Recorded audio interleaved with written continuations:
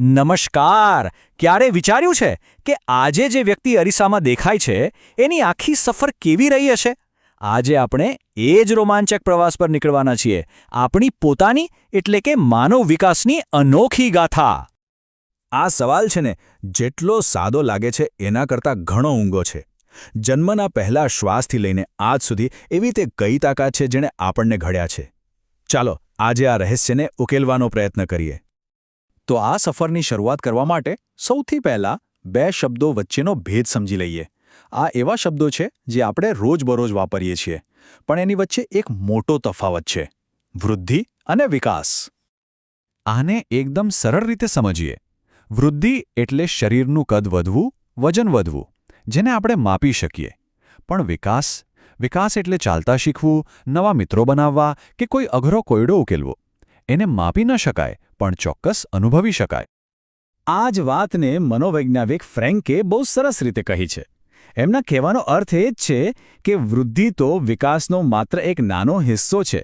અસલી વસ્તુ તો વિકાસ છે, જે આપણા સંપૂર્ણ અસ્તિત્વમાં આવતું પરિવર્તન છે.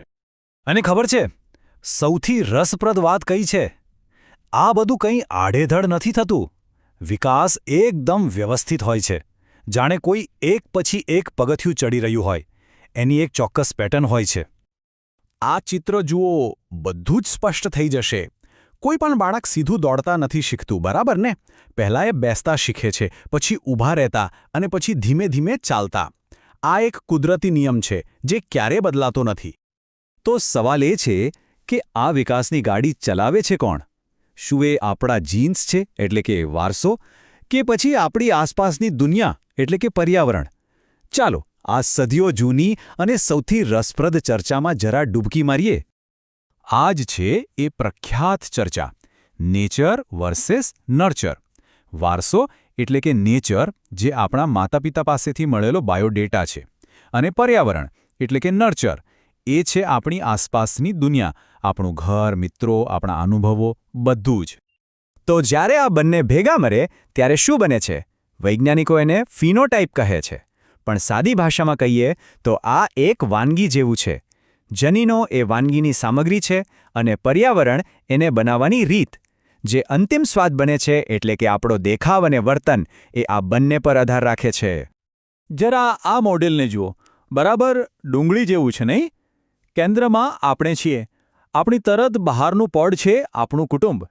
એની બહાર છે મિત્રો અને શાળા. અને સૌથી બહાર છે આપણો સમાજ અને સંસ્કૃતિ. આ બધા જ પડ એક સાથે આપણા પર અસર કરે છે. ઓકે, તો આપણે ઘટકો વિશે તો જાણી લીધું, પણ આ સફરનો નકશો કેવો છે? એના મુખ્ય પડાવ કયા કયા છે? ચાલો હવે કેટલાક મહાન મનોવૈજ્ઞાનિકોએ બનાવેલા નકશા પર એક નજર કરીએ. અને આ લિસ્ટમાં સૌથી પહેલું નામ આવે છે જીન પિયાજેનું. આ એ મહાનુભાવ છે જેમણે દુનિયાને જણાવ્યું કે બાળકોના મગજ ખાલી સ્લેટ જેવા નથી હોતા, પણ એ તો નાના વૈજ્ઞાનિકો જેવા હોય છે, જે પોતાની દુનિયા જાતે જ શોધે છે. આ વિચાર એ સમયે ખરેખર ક્રાંતિકારી હતો. પહેલાં લોકો એવું માનતા કે બાળકો બસ મોટા લોકોની નાની નકલ હોય છે, પણ પિયાજેએ સાબિત કર્યું કે ના, બાળકોની વિચારવાની રીત જ સાવ અલગ હોય છે. તેઓ દુનિયાને એક અલગ જ નજરથી જુએ છે. પિયાજેએ વિચારસરણીના 4 લેવલ બતાવ્યા. લેવલ 1 સંવેદનિક કારક. અહીં બાળક દુનિયાને સ્પર્શ કરીને, ચાખીને, મતલબ કે ઇન્દ્રિયોથી સમજે છે. લેવલ 2 પૂર્વ ક્રિયાત્મક. અહીં ભાષા અને કલ્પનાનો જાદુ શરૂ થાય છે. લેવલ 3 મૂર્ત ક્રિયાત્મક. હવે તર્કનો ઉપયોગ શરૂ થાય છે, પણ જે વસ્તુઓ દેખાય છે બસ એના માટે જ. અને ફાઇનલ લેવલ 4 અમૂર્ત ક્રિયાત્મક. અહીં જોતો જેવા જટિલ વિચારો કરવાની શક્તિ આવે છે. દરેક લેવલ એક મોટું અપગ્રેડ છે. આનું એક ક્લાસિક ઉદાહરણ છે પદાર્થ સ્થાયિત્વ. બહુ નાના બાળક માટે જો કોઈ રમકડું આંખ સામેથી હટાવી લો તો જાણે એ દુનિયામાંથી ગાયબ જ થઈ ગયું. પણ જ્યારે એ બાળક સમજે છે કે ચાદર નીચે છુપાવેલું રમકડું હજી પણ ત્યાં જ છે, ત્યારે એના મગજમાં એક મોટી ક્રાંતિ થાય છે. પણ એક મિનિટ, શું આપણે ફક્ત એક વિચારતું મગજ જ છીએ? ના ને. આપણી લાગણીઓ, આપણી આદતો, આપણું વ્યક્તિત્વ, આ બધું ક્યાંથી આવે છે? ચાલો હવે વાર્તાના આ ભાવનાત્મક પાસાને પણ સમજીએ.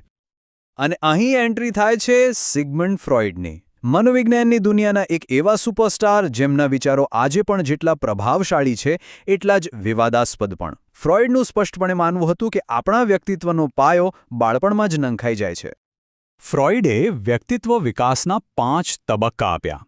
એમનું માનવું હતું કે બાળપણમાં આપણી શક્તિ શરીરના અલગ અલગ ભાગો પર કેન્દ્રિત હોય છે અને જો કોઈપણ તબક્કામાં કોઈ સમસ્યા આવે તો એની અસર આપણા આખા જીવન પર પડી શકે છે. આ જ કારણ હતું કે તેઓ બાળપણના અનુભવોને ખૂબ જ મહત્વ આપતા હતા.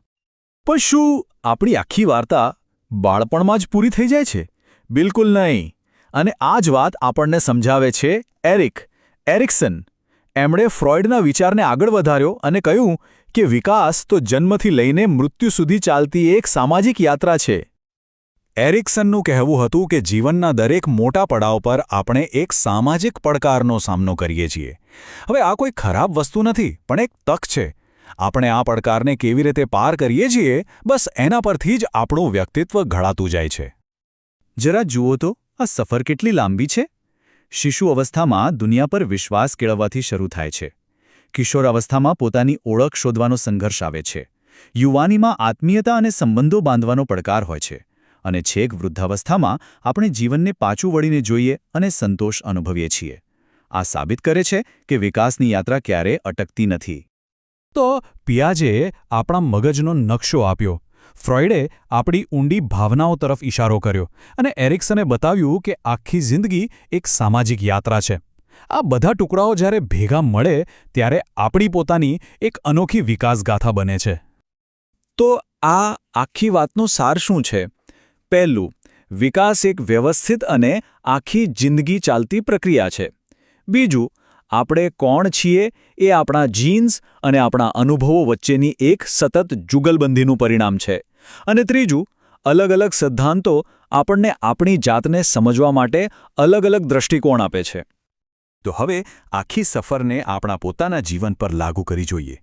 વિચારો, આપણી વિકાસગાથાનું આગલું પ્રકરણ કયું હશે? કારણ કે સૌથી રોમાંચક વાત તો એ જ છે કે આ વાર્તા હજી લખાઈ રહી છે અને એના લેખક આપણે પોતે જ છીએ. જોડાવા બદલ ખૂબ ખૂબ આભાર.